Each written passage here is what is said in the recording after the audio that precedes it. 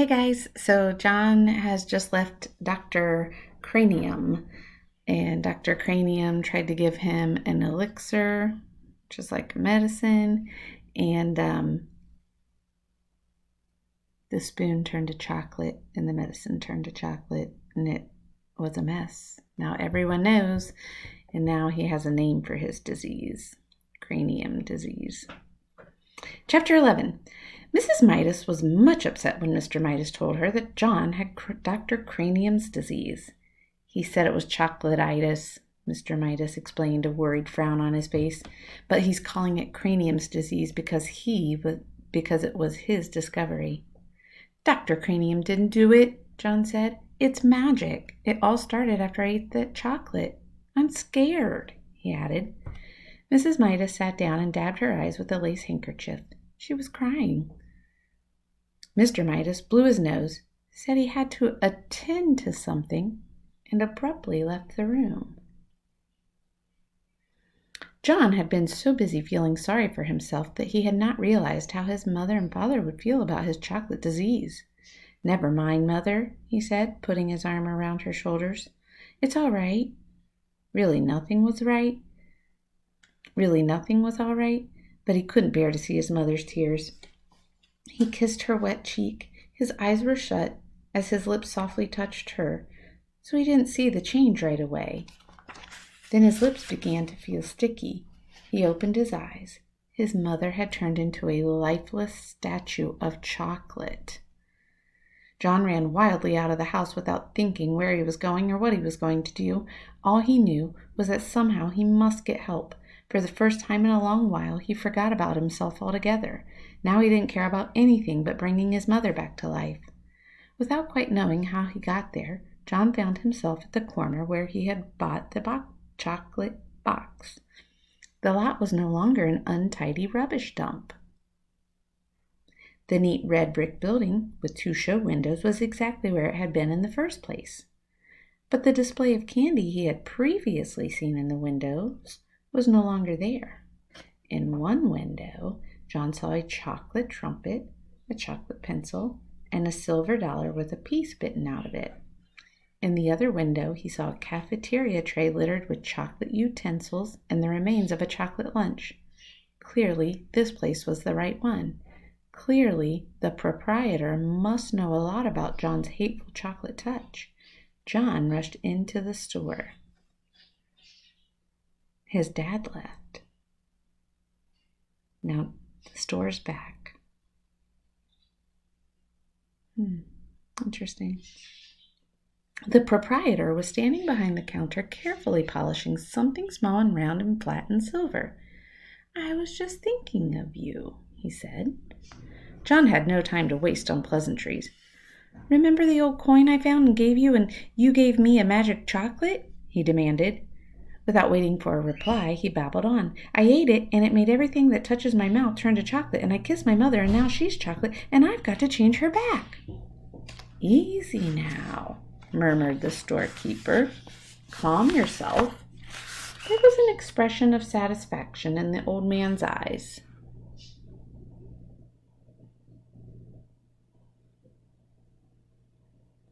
"It's all your fault," John declared. "If my mother isn't made better again, I'll fight you till you're dead."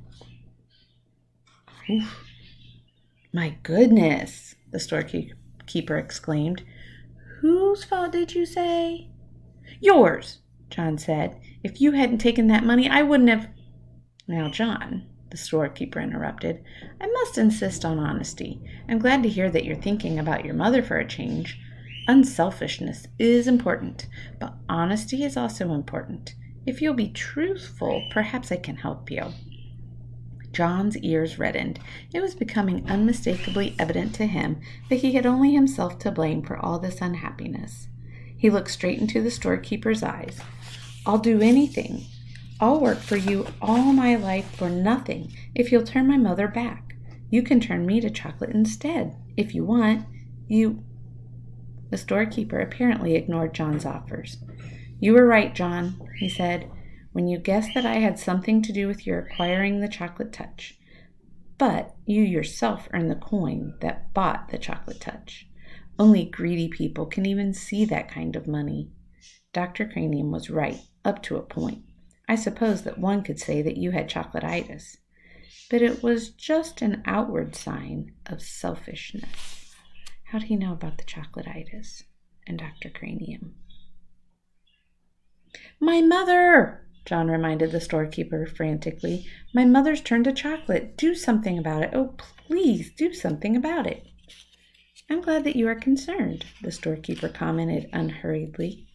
Part of your cure is to be concerned about others, about other people. You've been so greedy that you didn't care what happened to other people. Oh, I know, John admitted woefully, but please decide about me later, and please make my mother better now. Well, John, the storekeeper said, if you had to choose between getting rid of your chocolate touch and restoring your mother to life, which would it be?